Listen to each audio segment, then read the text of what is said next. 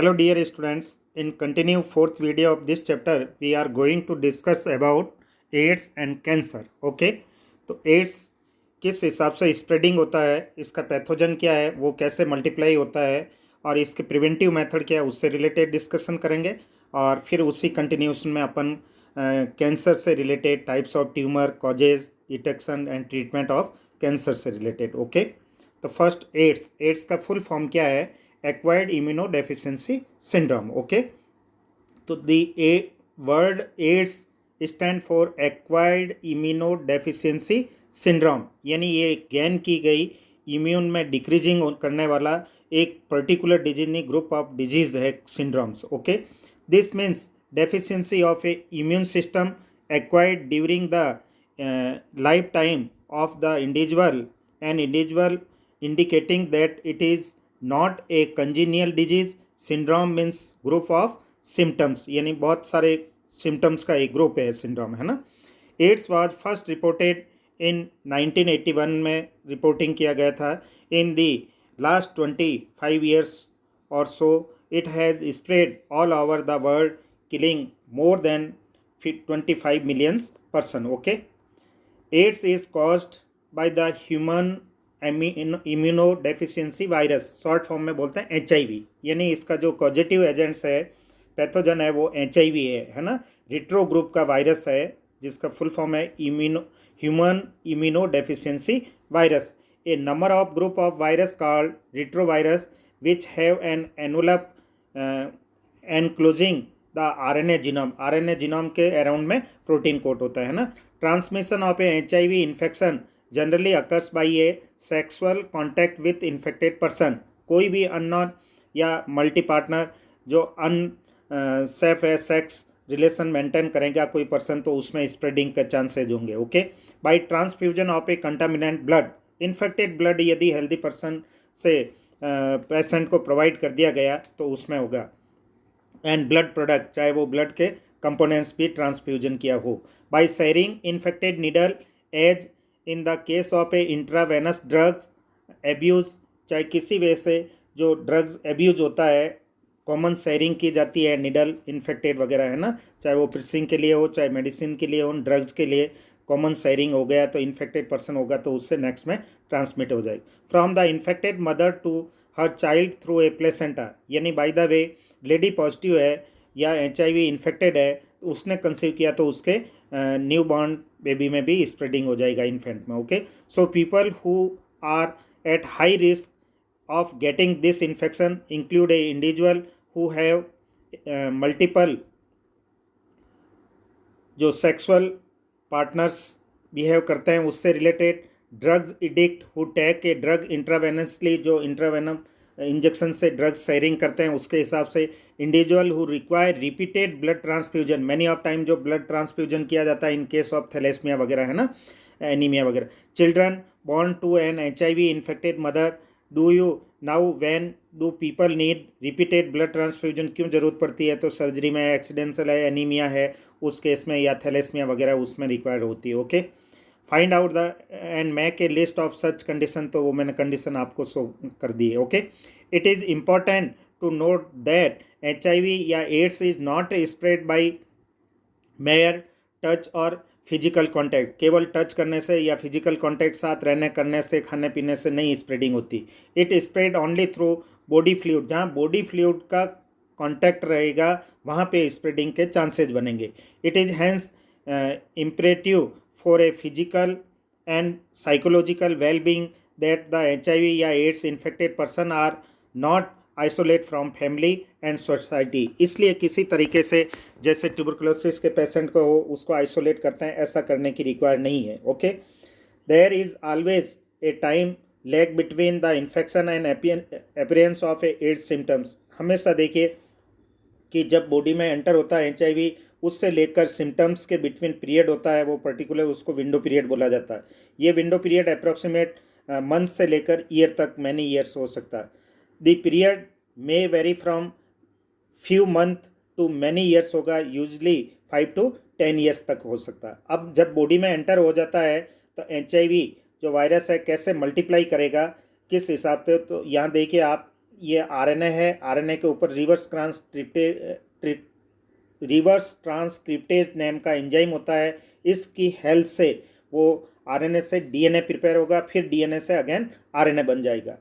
ठीक है, तो ये वायरल आरएनए कोर है जो वायरस इन्फेक्टेड नॉर्मल सेल, जो कि यहाँ देखिए आप, ये WBC सेल्स को, एनिमल सेल को इन्फेक्ट किया, तो ये वायरल आरएनए है इंट्रोड्यूस इनटू सेल, जो क्या प्रिपेयर करेगा, viral DNA is produce by a reverse transcriptase by help of enzymes, है ना। उससे क्या बन जाएगा, वायरल डीएनए। वायरल डीएनए क्या करेगा, incorporated with genetical material of cells, house cells, जो यहाँ पे एडेरिंग हो जाएगा। जब यहाँ रेप्लिकेशन होगा, डुप्लीकेशन, उससे डीएनए प्रिपेयर होगा, उस डीएनए से फिर ट्रांसक्रिप्शन के थ्रू आरएनए प्रिपेयर हो जाएगा। Clear. New viral RNA is produced by the infected cell and new virus are produced हो जाएंगे। मैनी पार्टिकल्स प्रिपेयर हो गए, ये पार्टिकल्स होंगे, new virus can infect other sales हो सकता है। सबसे बड़ा नोट करने की बात यह है, the infected cell can survive while virus are being replicated and released. जब भी ये रिलीज भी करती रहती है और उसके साथ साथ और रेप्लिकेट भी करता रहेगा, है ना। तो ये रेप्लिकेशन ऑफ रिट्रोवायरस से रिलेटेड लाइफ साइकिल बताया गया है। क्लियर है, मल्टीप्लिकेशन। अब अपन बात करते हैं कि किस वे से एंटर होके किस सेल में इन्फेक्ट करेगा, किसको फैक्ट्री ऑफ वायरस के नाम से बोला गया है, HIV। Okay, after getting into the body of the person, the virus enter into a macrophages where RNA genome of a virus replicate of to form virus DNA। क्या बनाएगा, उस RNA से वायरल DNA प्रिपेयर करेगा, help of enzyme reverse transcriptase की help से। This virus DNA get incorporated into a host cells होगा DNA and direct the infected cell to produce a virus particle. The macrophages continue to produce a virus in this way act like a HIV factory. तो ये macrophages होगा, क्या करेगा, एक HIV factory की तरह होगा। Simultaneously HIV enter into a helper T lymphocyte, जो आपने बताया B लिम्फोसाइट और T लिम्फोसाइट में इम्यून सिस्टम में, तो ये T helper replicate and produce a progeny virus, उससे आगे न्यू पार्टिकल्स प्रिपेयर करेगी। The progeny virus release in the blood attack other helper T lymphocytes. This is repeated leading to a progressive decrease in the number of helper T lymphocytes होगा in the body of the infected person. During this period the person suffer from a bouts of fever, एक साथ continue fever रहना, diarrhea, weight loss and due to decreasing in number of helper T lymphocytes, जिससे immune system down हो जाएगा। The person starts suffering from a infected that could have been otherwise overcome, such as a those due to bacteria, especially a bacterium है like a virus, fungi, even parasite like a toxoplasma जैसे भी infect कर जाएंगे। तो ये सब pathogen body में enter होने से बॉडी वीक हो जाएगी। Patient become so immune deficient हो जाएगा ultimately that he and she is unable to protect the patient become himself and herself against this infection. A widely use diagnostic test होता है AIDS के लिए, confirmation test है वो ELISA, enzyme linked immuno sorbent ऐसे test के नाम से या वेस्टर्न ब्लॉट के नाम से। Okay, treatment of AIDS with anti retroviral group की जो ड्रग्स दी जाती है ओनली पार्शियल इफेक्ट है, हॉली कवर नहीं, यानी पूरी बीमारी को पूरी तरीके से क्योर नहीं करती है, केवल इसमें लाइफ की लॉन्गेटिविटी हो सकती है। They can only prolong the life of the patient होगा but can't prevent death, death को नहीं रोक सकता है, ये अच्छी तरीके ध्यान है। Which is inevitable. ओके, अब प्रिवेंशन ऑफ एड्स, कैसे इसको बचाव किया जा सकता है, तो इसके लिए सबसे बेटर है प्रिवेंशन इज बेस्ट ऑप्शन, है ना। As AIDS has no cure, prevention is the best option. Moreover HIV infection more often spread due to a conscious behaviour pattern and is not something that happens in adverse like a pneumonia, typhoid, of course होगा। Infection in a blood transfusion patient, new born from mothers, जो बताया था infection या spreading का method root है, उन पे अपन यदि प्रिवेंटिव हो जाएं तो कोई चांसेस नहीं होगा नेक्स्ट पर्सन में ट्रांसमिट का। May take place due to poor monitoring, the only excuse excuse may be ignored, and it has been rightly said, don't die of ignorance. ये बिल्कुल इसके लिए फिट बैठती है कि अपन अपनी लापरवाही से ही इन्फेक्टेड होते हैं. In our country the national AIDS control organization NACO हो, चाहे जियो एनजीओ जो इस फील्ड में वर्क करते हैं, non governmental organisation are doing a lot of educated people about a AIDS होगा. WHO has started a number of program to prevent the spreading of a HIV infection, making a blood bank है safe from HIV, यानी बाकायदा वो test के बाद ही blood transfusion किया जाता है. Ensuring the use of only disposable needle, जितनी भी निडल्स होती है चाहे सर्जरी में इंजेक्शन वगैरह उसके लिए डिस्पोजेबल होना चाहिए. जितने भी सर्जिकल इक्विपमेंट है वो भी वेल स्टरलाइजेशन होना चाहिए, है ना. Syringe in a public and private hospitals and clinics. Okay. Free distribution of A condoms होना चाहिए, जिससे सेक्स रिलेशन करता कोई पर्सन तो उसमें स्प्रेडिंग का चांसेस नहीं हो. कंट्रोलिंग ड्रग एब्यूज़, किसी तरह का ड्रग शेयरिंग में निडल का कॉमन शेयरिंग नहीं होना चाहिए infected. Advocating safe sex and promoting regular checkup for HIV in susceptible population, जहाँ पे भी है वहाँ रेगुलर चेकअप होनी चाहिए. Are some of such step taken up. Okay. Infection with HIV having a AIDS is something that should not be hidden, किसी तरह का छुपाना नहीं चाहिए उनको. Since them the infection may spread to many more people. HIV and AIDS infected people need help and sympathy instead of being shown by a society. Unless society recognize it as a problem to be dealt with the collective manners होगा, the chances of a wider spread of the disease increase a manifold. It is a malady that can only be talked by the society and medical fraternity acting together to prevent the spread of disease. इस तरीके से सब मिलके यदि जियो NGO वगैरह इनसे या people को एजुकेटेड करके इस डिजीज़ से रिलेटेड एजुकेटेड करके प्रिवेंटिव किया जा सकता है. ओके. आइदर अपन इन्फेक्टेड हो जाएंगे तो बहुत भयंकर डेंजरस डिजीज़ है, तो इससे डिजीज़ से रिलेटेड बाकायदा हर किसी को हो गाइडेंस प्रोवाइड करना चाहिए कि किस वे से स्प्रेडिंग होता है, क्या प्रिवेंटिव मेथड है, क्या ट्रीटमेंट है, टेस्ट है. फिर इनसे इन्फेक्टेड जो पर्सन है उनके लिए जो हो गया उसका तो क्या है, पर आगे नहीं हो उसको रोकने के लिए पूरी ये जानकारी प्रोवाइड करनी चाहिए. ओके. सेकेंड जो डेडली डिजीज़ है वो कौन सा है? कैंसर. कैंसर क्या कम्युनिकेबल तो डिजीज़ नहीं है, ये जीन म्यूटेंट बॉर्न है, पॉइंट म्यूटेशन बॉर्न डिजीज़ के नाम से भी बोला जाता है. इसके अंदर क्या होता है कि हर पर्सन के अंदर एक जीन होती है कैंसर से रिलेटेड, उसको प्रोटोऑन्कोजीन कहते हैं. जब ड्यू टू एनी रीजन, यानी जो कैंसर कॉजिंग एजेंट्स होते हैं उसको कार्सिनोजन बोलते हैं, वो कार्सिनोजन के वजह से वो जीन एक्टिवेट हो जाएगी तो वो डिजीज़ स्टार्ट हो जाएगी, तो उसको बोलते हैं प्रोटोऑन्कोजीन कन्वर्ट इनटू ऑन्कोजीन हो जाएगा, तो वो कैंसर का रीजन बन जाएगा. Cancer is one of the most dreaded disease of human being होगा and is a major cause of the death all over the globe हो जाएगा, यानी पूरी वर्ल्ड वाइड जो डेथ हो रही है उसका reason. More than a millions Indians suffer from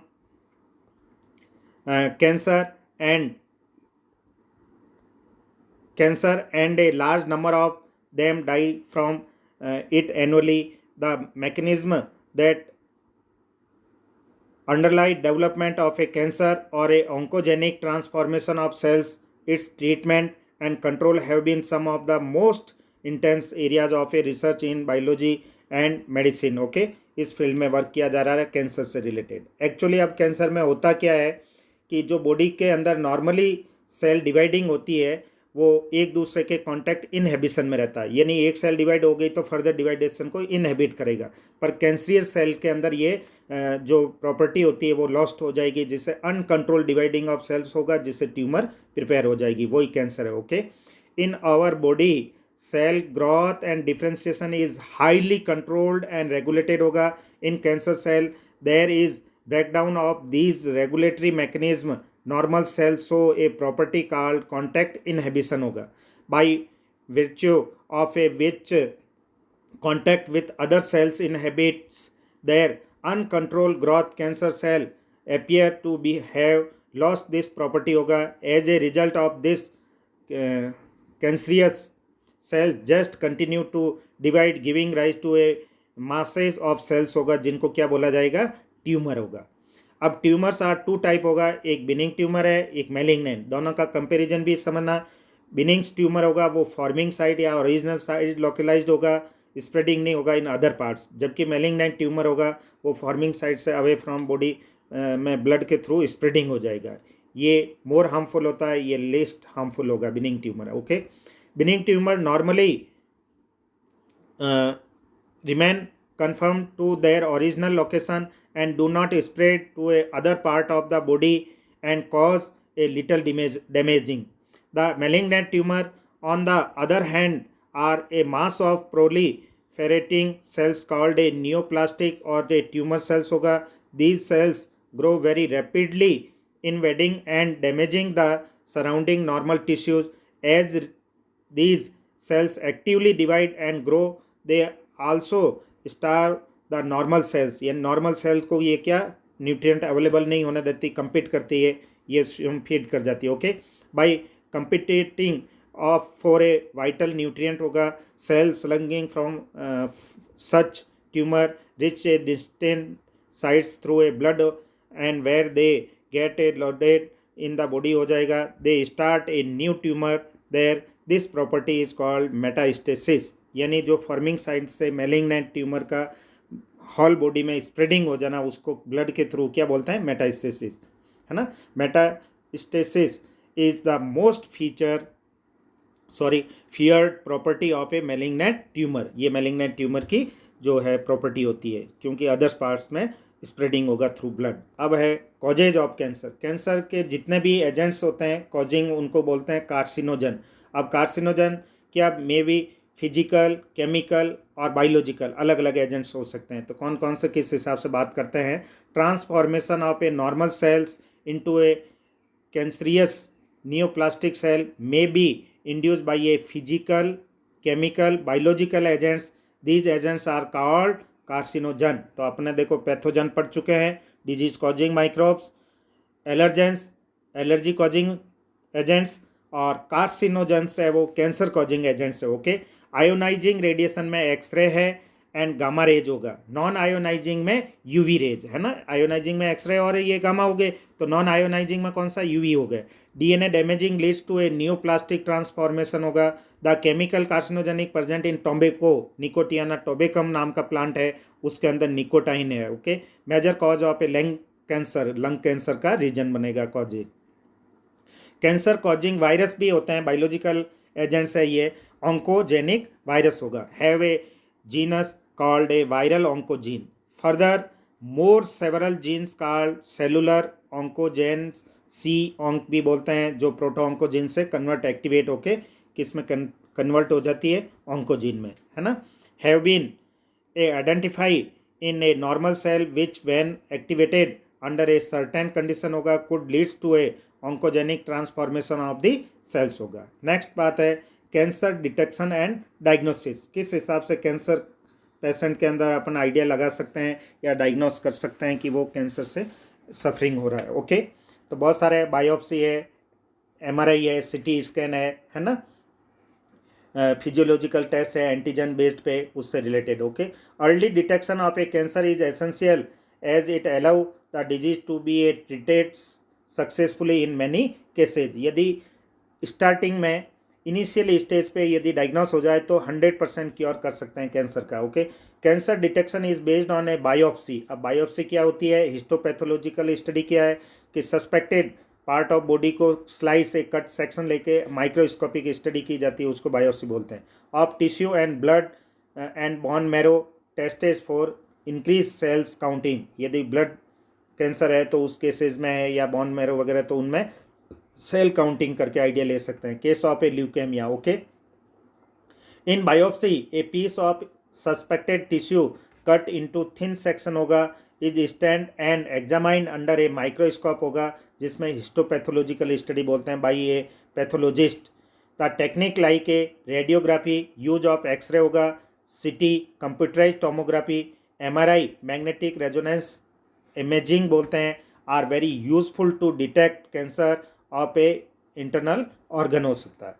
अब computed tomography uses a X ray to generate a 3 dimensional, यदि 3D देखना है बहुत डीपली, कहीं ट्यूमर्स वगैरह है ब्रेन डाइक वगैरह उनके, तो उसके अंदर 3 डायमेंशनल इमेज भी प्रिपेयर की जाती।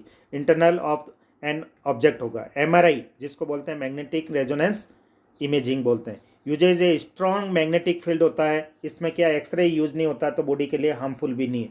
Non ionizing radiations to accurately detected a pathological and physiological changes in the living tissue. Antibodies against a cancer specific antigen, बहुत सारे कैंसर स्पेसिफिक एंटीजन भी होते हैं जो बॉडी में एंटर करा देते हैं, तो वो एंटीबॉडीज जब कैंसर के अगेंस्ट, यदि पेशेंट कैंसर वाला होगा तो उसमें एंटीबॉडीज होगी, उससे इंटरेक्ट करके एक आइडिया मिल जाएगा। ओके, जो कलरफुल पिगमेंटेड होता है, वाइटल पिगमेंट होते हैं, जो हार्मफुल भी नहीं होते हैं, डिटेक्टिंग के लिए हेल्पफुल होते हैं। Also used for a detection of a certain cancer होगा। Technique of a molecular biology can be applied to detect genes in a individual with a inherited susceptibility to a certain cancer हो सकता है। Identification of a such gene which predispose an individual to certain a cancer, यानी बहुत सारों के अंदर जिसमें cancer होता है, जनरेशन टू जनरेशन भी होता रहता है, तो वो ससेप्टेबल वाले होते हैं पर्टिकुलर कार्सिनोजन से, तो उसमें केमिकल इंट्रोड्यूस करके उनसे इंटरिएक्ट भी देखा जा सकता है करवा के, है ना। May be very helpful in prevention of cancer. Such individual may be advise to avoid exposure to a particular carcinogen, उस कार्सिनोजन से वो बहुत प्रोटेक्ट रहे, अवे फ्रॉम रहे। Okay, which they are susceptible, example है tobacco smoke in case of lung cancer, जैसे tobacco smoking वाला person है तो उसमें लंग कैंसर का चांसेस रहता है, तो वो उससे अवॉइड रहे। अब ट्रीटमेंट ऑफ कैंसर, चलो बाय द वे हो गया है, तो आफ्टर डायग्नोस्टिक हो गया तो उसके बाद ट्रीटमेंट किया है। ट्रीटमेंट में केमिकली भी दे सकते हैं ड्रग्स वगैरह, सर्जिकली वो अफेक्टेड पार्ट को कट करके रिमूव भी किया जा सकता है, रेडिएशन से उस ट्यूमर को डिस्ट्रॉय भी किया जा सकता है, या कम्बिनेशन ऑफ थेरेपी भी दिया जा सकता है। ओके, तो अलग अलग केसेज में अलग अलग ट्रीटिंग किया जाता है। Okay, treatment of cancer, the common approaches for treatment of cancer are surgery, radiation therapy, immunotherapy. In radiotherapy tumour cells are irradiated lethally, taking proper care of the normal tissue surrounding the tumor mass. Several chemotherapeutic drugs are used to kill cancer cells होगा। Some of these are a specific for particular tumor होगा। Majority of a drugs have side effect like a hair loss वगैरह, कुछ जैसे इनके side effect भी है, hair loss हो जाता है, एनीमिया हो जाता है। Okay, most cancer are treated by a combination of surgery, radiotherapy and chemotherapy, दोनों तीनों का मिक्सअप भी दिया जाता है ना। Tumour cells have been so to avoid detection and destruction by a immune system होगा। Therefore the patient are given a substances called biological response modifiers such as a alpha interferon, आपने पहले भी देखा कि फर्दर इन्फेक्शन से preventive के लिए antibodies है। Okay, which activated their immune system and help in destroying the tumour. Okay, तो किस हिसाब से ट्रीटमेंट ऑफ कैंसर, मिक्स्ड या कम्बिनेशन ऑफ थेरेपी प्रोवाइड करना, डायग्नोस्टिक मेथड बायोप्सी हो, चाहे वो हिस्टोपैथोलॉजिकल हो या काउंटिंग बेस्ड हो, MRI एक्सरे वगैरह उससे रिलेटेड, कॉजेज ऑफ कैंसर से रिलेटेड मैं बता दिया, कार्सिनोजन बायोलॉजिकल, फिजिकल या उसमें केमिकल है, टोबैको है, रेडिएशंस है, ionizing, non ionizing, X ray, gamma और UV, उसके साथ ऑन्कोवायरस वगैरह इनसे रिलेटेड और निकोटाइन से रिलेटेड। ओके, बिनिंग ट्यूमर, और उसके साथ साथ अपन ने ये भी बात कर ली कौन सी, मैलिग्नेंट ट्यूमर, और उसमें मेटास्टेसिस प्रोसेस से रिलेटेड भी बात कर लिया। ओके, कॉन्टैक्ट इनहिबिशन क्या प्रॉपर्टी है, कैंसर क्या है उससे रिलेटेड, और एड्स से रिलेटेड। Okay, thank you.